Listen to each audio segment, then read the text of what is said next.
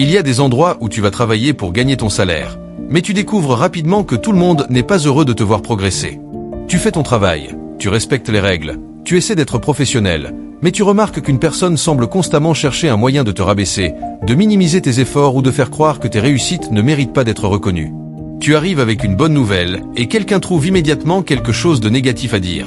Tu accomplis une tâche avec succès et quelqu'un essaie de prendre le mérite. Tu fais une erreur et certaines personnes semblent presque heureuses de la voir. Tu obtiens une opportunité et soudainement, les comportements changent. Tu commences alors à te demander, pourquoi cette personne est-elle comme ça avec moi? Qu'est-ce que je lui ai fait? Pourquoi mon succès la dérange-t-il autant? Écoute-moi bien. Tu ne peux pas contrôler la jalousie des autres, mais tu peux contrôler la manière dont tu y réponds. Et surtout, ne laisse jamais la jalousie de quelqu'un d'autre te voler ta paix. Il y aura toujours des personnes qui seront mal à l'aise devant ce que Dieu fait dans ta vie. Certaines personnes ne détestent pas forcément qui tu es, elles sont simplement dérangées parce que ta progression leur rappelle sur leur propre situation. Lorsque tu avances, ta progression peut révéler leur stagnation. Lorsque tu travailles avec discipline, cela peut exposer leur manque de discipline. Lorsque tu es reconnu, cela peut réveiller leur frustration. Mais leur malaise n'est pas ta responsabilité. Tu n'as pas besoin de diminuer ta lumière pour que quelqu'un d'autre se sente à l'aise. Tu n'as pas besoin de faire semblant d'échouer pour protéger l'ego des autres. Tu n'as pas besoin de t'excuser parce que tu travailles dur et que tes efforts portent du fruit. Mais attention, rester humble ne signifie pas cacher ce que Dieu fait dans ta vie. Cela signifie simplement ne pas utiliser ta réussite pour humilier ceux qui sont encore en chemin. La Bible nous montre l'histoire de Joseph. Ses frères étaient jaloux de lui parce qu'ils voyaient quelque chose sur sa vie qu'ils ne comprenaient pas encore. Leur jalousie est devenue tellement forte qu'ils ont voulu se débarrasser de lui. Ils l'ont jeté dans une fosse, puis vendu. Imagine être victime de la haine de personnes qui sont censées être proches de toi. Imagine voir ceux qui devraient t'encourager devenir ceux qui cherchent ta chute. Pourtant, Joseph n'a pas laissé leur comportement décider de son caractère. Il a continué à avancer. Il a connu l'esclavage. Il a connu l'injustice. Il a connu la prison. Mais il n'a pas abandonné son intégrité. Et voici la leçon. Les personnes qui cherchent à te faire tomber peuvent parfois retarder ton chemin, mais elles ne peuvent pas déterminer la destination que Dieu a prévue pour toi. Tu peux être injustement critiqué sans être détruit. Tu peux être rejeté sans perdre ta valeur. Tu peux être ignoré sans perdre ton potentiel. Tu peux être attaqué sans devenir un attaquant. Voilà pourquoi tu dois protéger ton cœur. Parce que la plus grande victoire n'est pas seulement d'échapper à ceux qui veulent ta chute. La plus grande victoire, c'est de ne pas devenir comme eux. Si quelqu'un parle contre toi, ne construis pas une campagne contre cette personne. Si quelqu'un ment sur toi, ne réponds pas automatiquement par un autre mensonge. Si quelqu'un cherche à te provoquer, ne lui donne pas le plaisir de contrôler tes émotions. Il y a des batailles que tu gagnes simplement en refusant de les combattre de la mauvaise manière. Sois intelligent. Sois professionnel. Sois calme. Documente ce qui doit l'être. Parle aux bonnes personnes lorsque cela devient nécessaire. Défends-toi lorsque tes droits ou ton travail sont sérieusement menacés. Mais ne transforme jamais ton lieu de travail en champ de vengeance. Parce que lorsque tu passes toute ta journée à surveiller celui qui te déteste, tu lui donnes une place dans ton esprit qu'il ne mérite pas. Pendant qu'il parle de toi, travaille sur toi. Pendant qu'il cherche des erreurs chez toi, développe tes compétences. Pendant qu'il essaie de te ralentir, prépare ton prochain niveau. Pendant qu'il se demande comment te faire tomber, demande à Dieu comment devenir meilleur. C'est là que se trouve ta force. Ne gaspille pas ton énergie à prouver que quelqu'un a tort. Utilise cette énergie pour devenir la personne que Dieu t'appelle à être. Peut-être qu'aujourd'hui ton responsable ne reconnaît pas ton travail. Peut-être qu'un collègue prend régulièrement le mérite de tes idées. Peut-être que quelqu'un raconte des choses fausses sur toi. Peut-être qu'on essaie de te faire passer pour quelqu'un que tu n'es pas. Je sais que cela fait mal. Mais souviens-toi, ta réputation auprès de Dieu est plus importante que ton image auprès des personnes qui ont décidé de te juger. Continue à travailler avec excellence. Garde des traces de ton travail lorsque cela est nécessaire. Communique clairement. Sois ponctuel. Sois fiable. Sois honnête. Fais ce que tu as dit que tu ferais. Et laisse le temps révéler la vérité. Parce que le mensonge peut courir rapidement, mais la vérité sait durer. Ne cherche pas à être aimé de tout le monde. Tu n'y arriveras jamais. Même Jésus a été rejeté par certaines personnes alors qu'il faisait parfaitement la volonté du Père. Ton objectif n'est pas d'obtenir l'approbation de tout le monde. Ton objectif est de rester fidèle à tes valeurs. Et voici une autre chose importante. Ne laisse pas la peur de la jalousie t'empêcher de réussir. Certaines personnes commencent à cacher leur talent parce qu'elles ont peur de déranger les autres. Elles ne parlent plus de leurs projets. Elles n'osent plus proposer leurs idées. Elles minimisent leurs capacités. Elles refusent les opportunités parce qu'elles ont peur des commentaires. Mais Dieu ne t'a pas donné des talents pour que tu les enterres.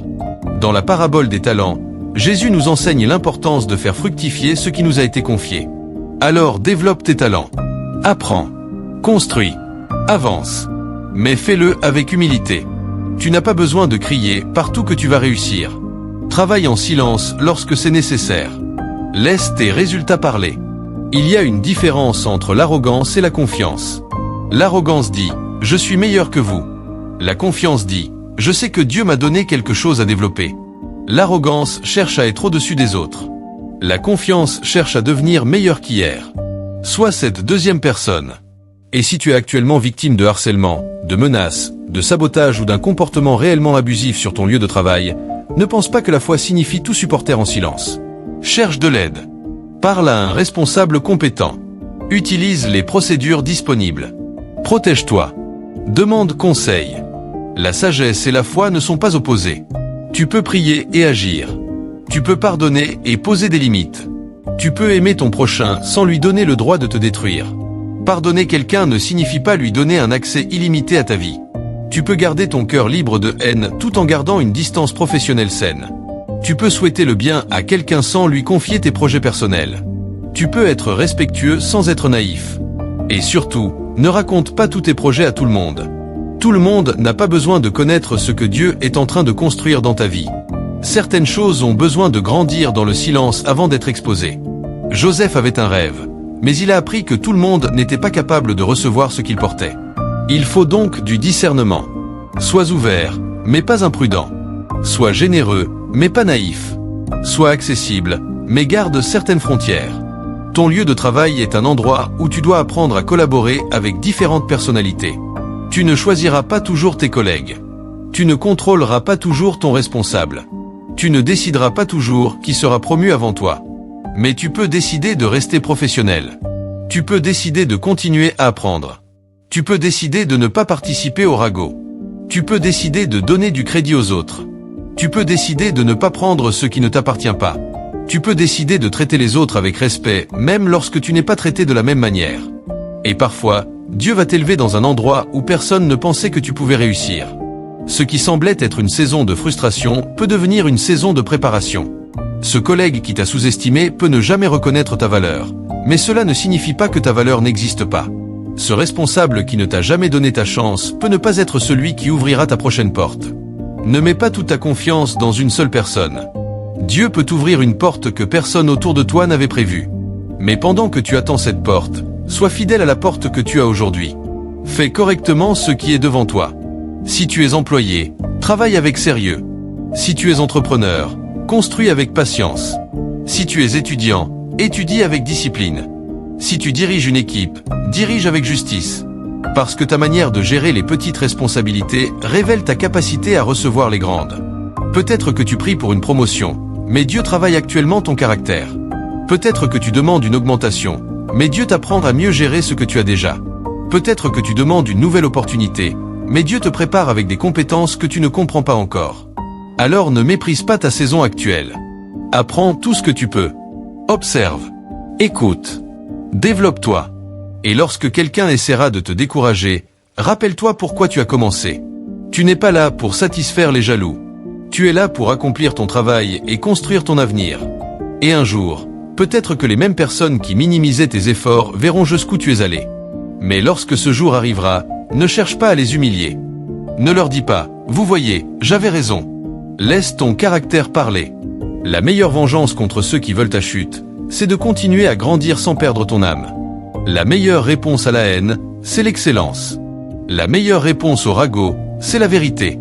La meilleure réponse à la provocation, c'est la maîtrise de soi.